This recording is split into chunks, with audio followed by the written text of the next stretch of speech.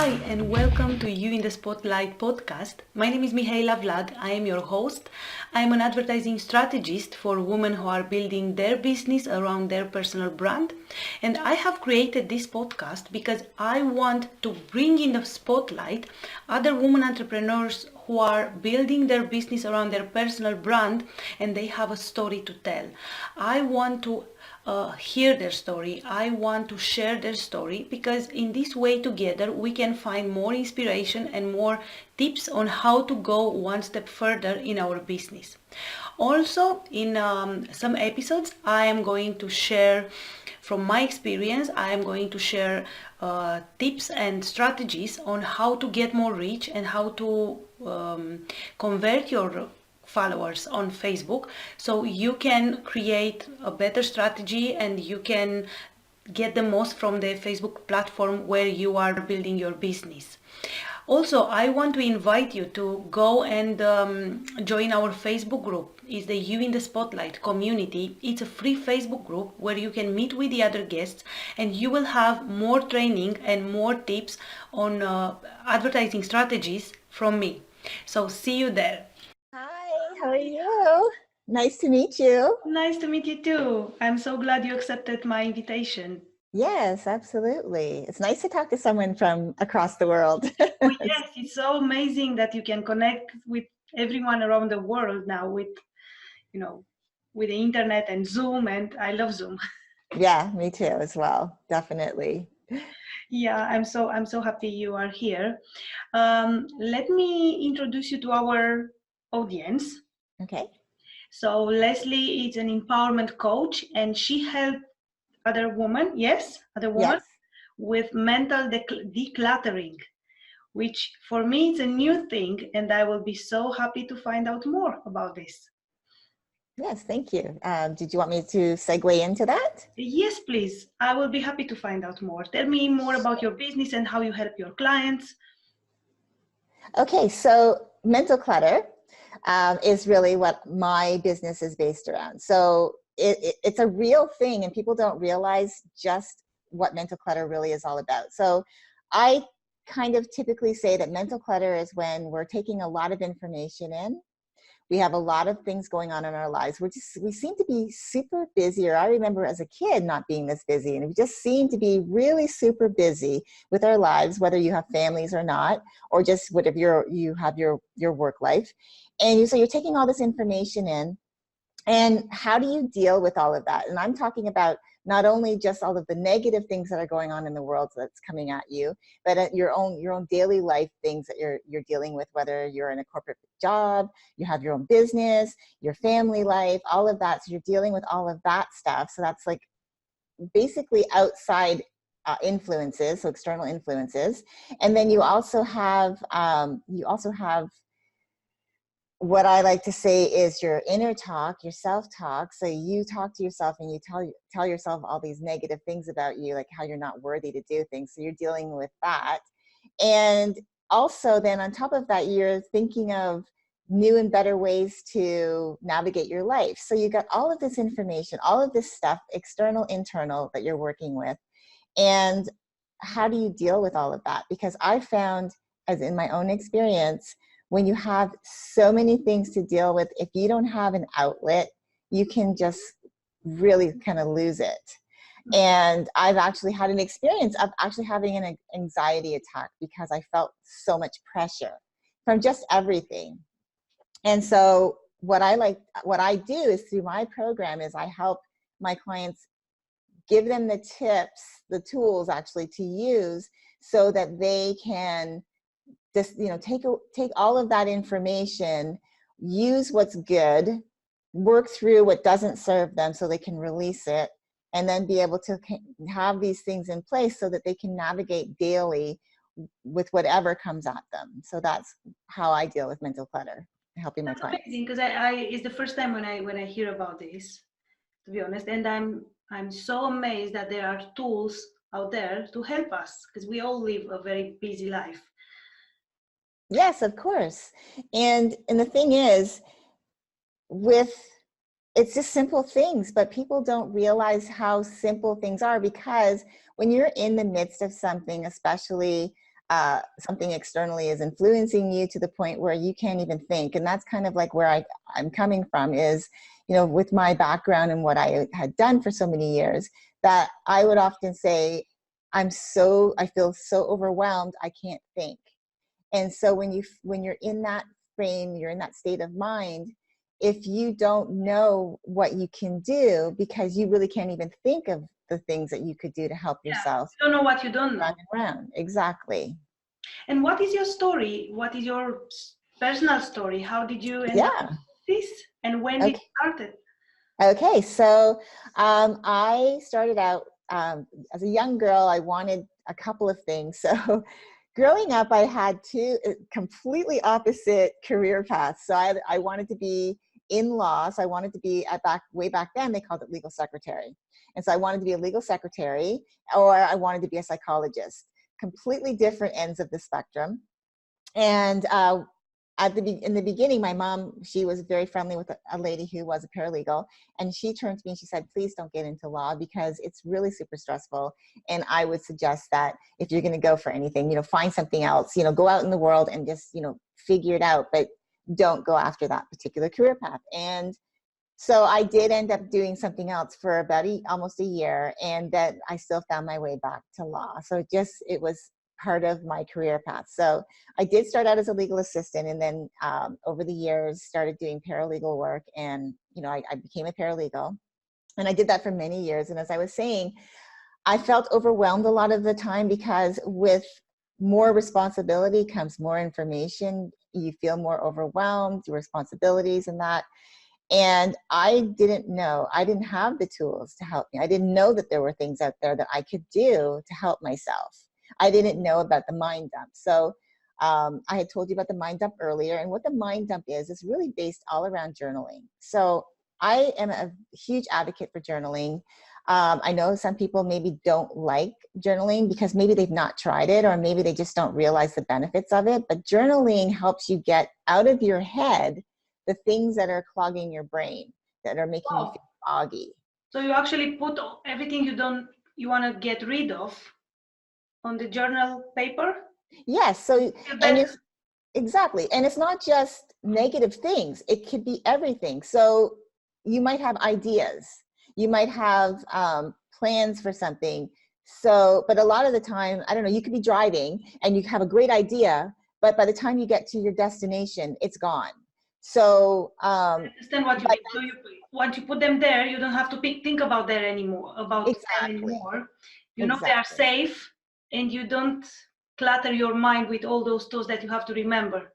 Exactly, because a lot of the time we have too much going on and we tend to forget things. So Mhm. the power of the mind dump for me is you get everything out, whether it's good or bad, you know, negative or positive, and then you go through the things that are, you know, even your ideas.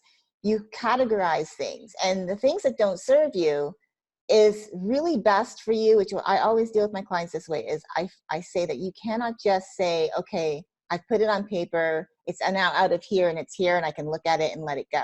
No, because a lot of the time things that we're dealing with that are in a negative frame of mind is something that we have to actually embrace it so we can release it. So I have an actual program called Breaking the Cycle of the Past, and it's really based around you name it.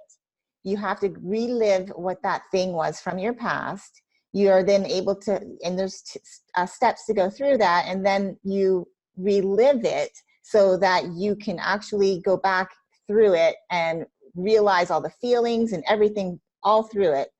Then you allow yourself to embrace it, that because it's no longer something that's happening, it happened, it's in your past. You allow yourself to embrace it, that it was and no longer is. And then you're finally able to release it, so that once you release it, you're able to then move on into your life and deal with life normally the way you've always wanted to deal with it. And you're not holding on to past things. You're not looking over your shoulder to past events. You're allowing yourself to be in your present so that you can look to your future. And so the mind dump helps you with that. I understand. And so after you've been a paralegal, you started you Yes. business. Yeah, well, I was You so decided to be an entrepreneur all a of a few, sudden? this was so a few years ago. So we're going back 11 years now. I Mhm. was 45 and I was starting to think that has to be more to life than this. And I started realizing my mom's friend, she knew what she was talking about, because after a time, it can really make you feel like you're burnt out. I was working a lot, long hours. Um, I had was always bringing my job home with me. I think my husband was starting to like get annoyed with having to hear about my day. And I was really just, unhappy with my circumstances, always working, bringing work home, sometimes working on the weekends.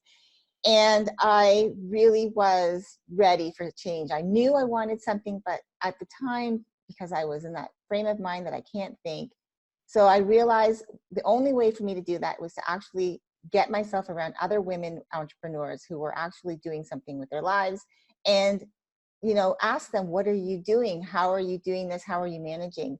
And I ended up getting introduced to this young lady who helped me. She actually brought me into an organization that led me down the path to health and wellness, based around, nutritional cosmetics and skincare products, which I love, but it wasn't my path. It was my passion. It's my passion for me to be a consumer, but not necessarily as a business. But it brought me into the realm of realizing, okay, health and wellness is really where I know that I really thrive. I love helping other people. I love listening to others and helping them deal with issues.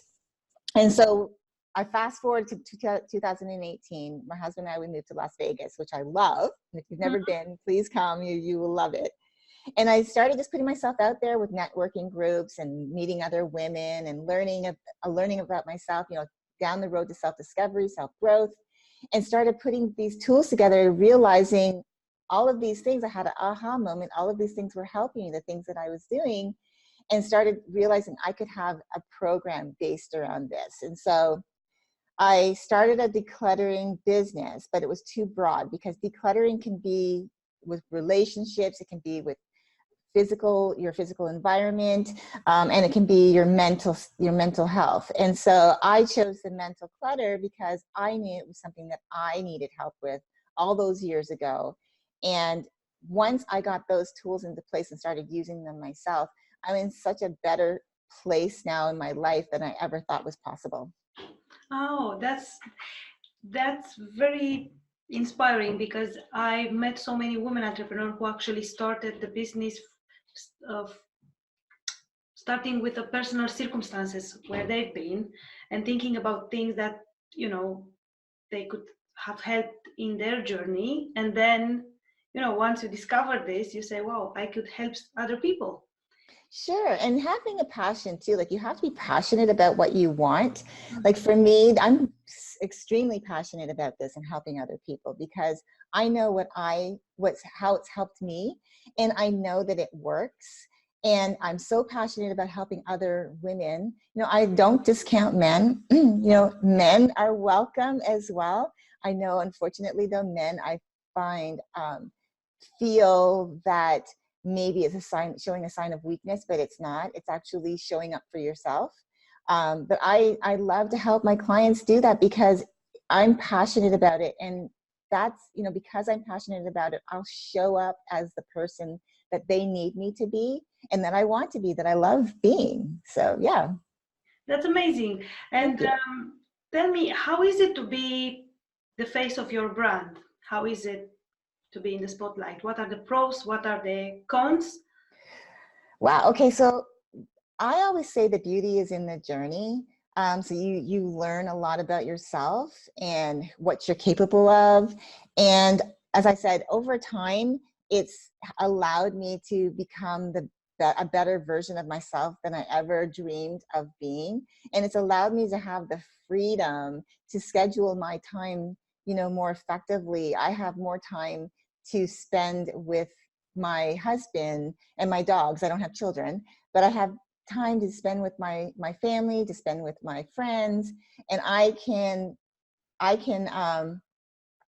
make everything more structured around my life can be structured in such a way that my business can come into it, but it's not the driving force for me. I just having this lifestyle and just being more grounded and focused and happy.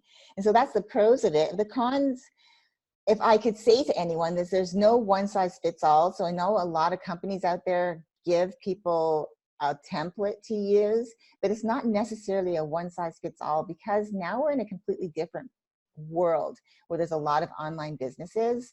And so people are becoming maybe more skeptical. And so they are, they're going to ask more questions. It might take longer for you to get them engaged. Because I believe that there's not one journey is the same as another. Like, everyone's journey is different.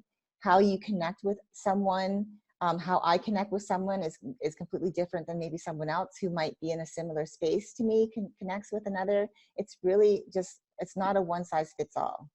I understand. And because you are, the face of your business, and you are actually building your business around yourself, around Yes. your brand, can you share with us some behind the scenes?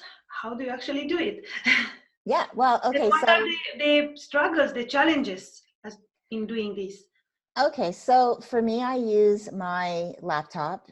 I love going on Facebook. So that's one of my favorite things to do, is to go live. I look forward to it every morning, to share something with my audience every day to help them.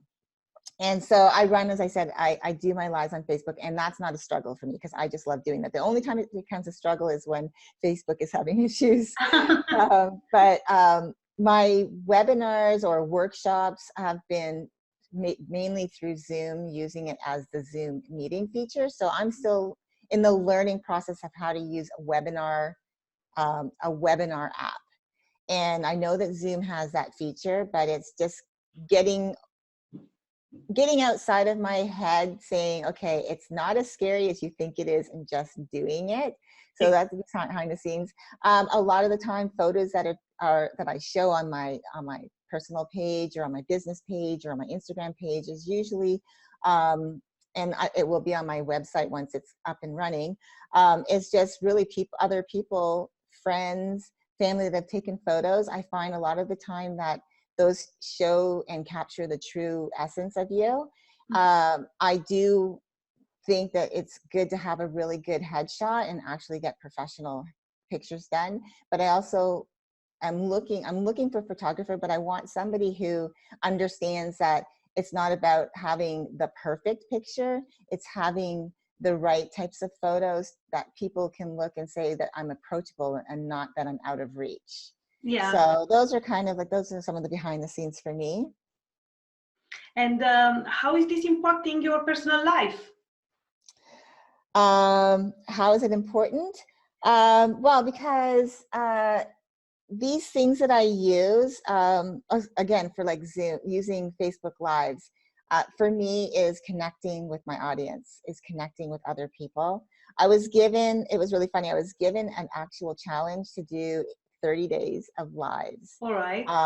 One of the things I wanted to say is that coaching for coaches is a necessary thing. So I make sure that I level up myself through others who may be in a different area than I am, that I might need help with. So that's another behind the scenes, is that to know that you still need to invest in yourself. I'm not a know-it-all. I am a person who knows my craft. But I know that if I need help, I'm willing, able, and ready to get that assistance. Totally agree with you. Every coach needs a coach at the end. Yeah, absolutely. And so in this way, you actually show respect for your clients as well, because you are on a development journey and on a learning journey as well. Yes, and I want to make sure that I give the best, I give the best information, that my message is clear, that my message resonates with someone, and helps them, because it's not just about me talking at my audience, it's me talking to my audience. And so for me, being live gives me the opportunity to really have those true interactions with people. So if someone has a question, I can answer it right away.